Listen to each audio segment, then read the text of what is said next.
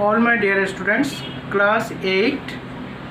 Today I am going to start chapter 3 and exercise 3.2. Name of the chapter is squares and square root.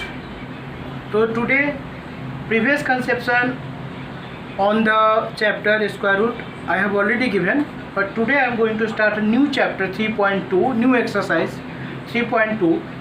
The first question is, you have to do this question with the help of repeated subtraction method.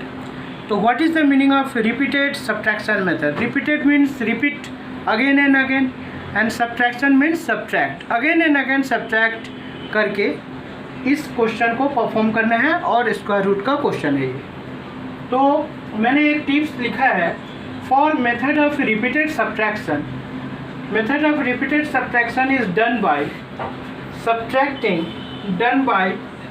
subtracting, this is the sign of subtracting, done by subtracting 1, 3, 5, 7, 9, 11, 13, 15, 17 and equal interval of one digit after onwards 17. means her digit को one gap करके 1, 3 starting from 1, 3, 5, 7 and so on. So you have to subtract to each and every obtained data, obtained digit.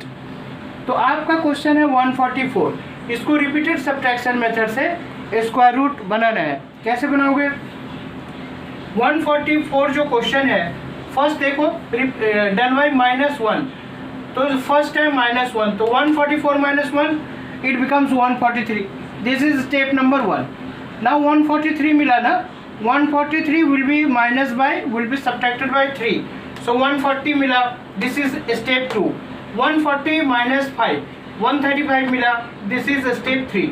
And so also आपको all the digits जो यहाँ पर मैंने दिखाया है repeated subtraction के लिए, so all the digits को आपको obtaining number जो माइनस करके आएगा उससे माइनस करते हुए स्टेप नंबर देते हुए जब लास्ट में देखोगे कि you will obtain automatically you will get 0. तो 0 जिस स्टेप नंबर पे आएगा, स्टेप नंबर 12 पे 0 आया है, it means 144 square root. This is the symbol of square root.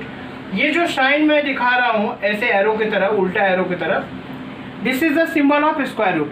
तो 144 का square root is equal to क्या हो जाएगा? स्टेप नंबर को फॉलो करोगे. स्टेप नंबर 12 हुआ तो 12 इंटू 12 अपने आप से 2 टाइम्स लिख लोगे. और फ्रॉम रूल क्या है कि 2 टाइम्स में फ्रॉम पेयर वी टेक 1. तो 12 और 12 का पेयर, एक पेयर क्या फ्रॉम पेयर वी टेक 1, तो एक जोड़ी में से एक 12 ले लिए, तो 12 is the square root answer of 144. तो this is the method, this is the procedure. You will try to understand first, then very interesting. Repeated subtraction method बड़ा इंटरेस्टिंग लगता है बनाने में. तो you will do with this method. Now come to question number 2 में prime factorisation method से, जिस तरह ये भी स्क्वायर रूट है, this square root we have done with the help of repeated subtraction method. But question number 2 is also square root find करना है, but this is with the help of prime factorisation method. तो what is the prime factorisation method? Prime factorisation method में हम लोग क्या करते हैं, जो भी गिवन डिजिट्स है उसकी एलसीएम फाइंड करते हैं. Very simple, LCM, nothing but LCM.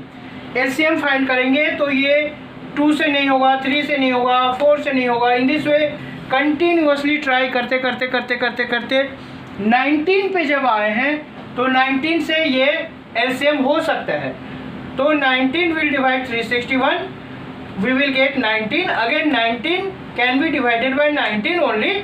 So we have obtained 1 when it is 1 workout stop, ये रूल है. तो root over 361 is equal to 19 into 19. And वही बात फ्रॉम पेयर एक जोड़ी में से एक लेते हैं, तो 19 और 19 2 सेट में से 1 सेट ले लिए. And this 19 is the square root answer of 361. In this way 2a हो गया.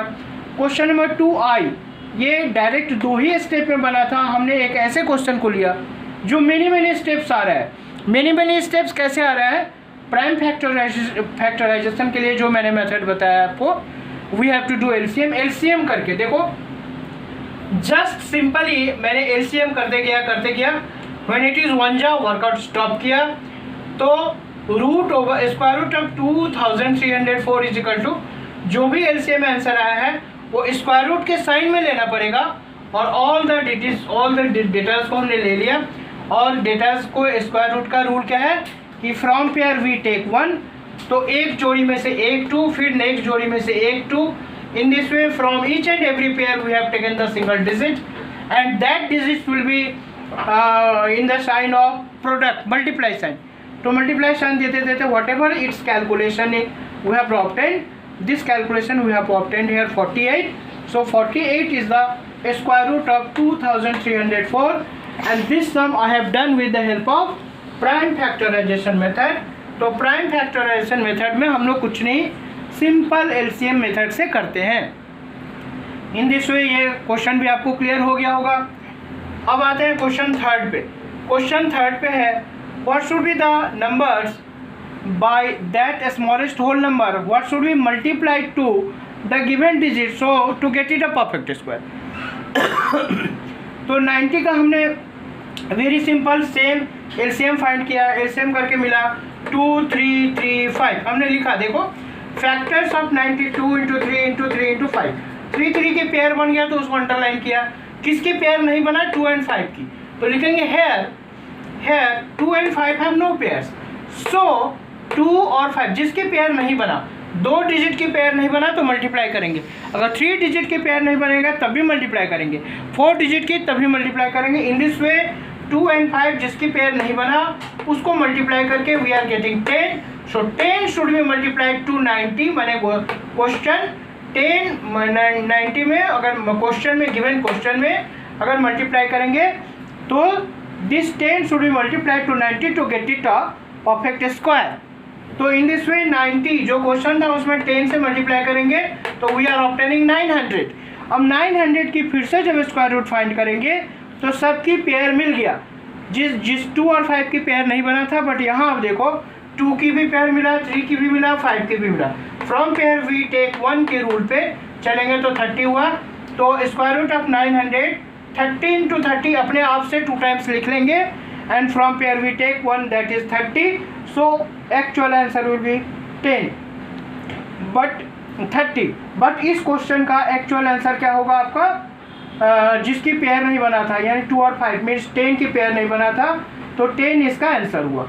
तो in this way I have I have done up to question 3.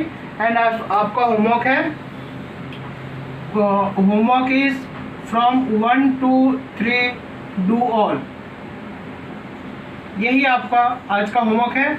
और ये कहते हुए मैं आज की क्लास 8 की स्क्वायर रूट की चैप्टर यही ओवर करता हूँ. Good bye.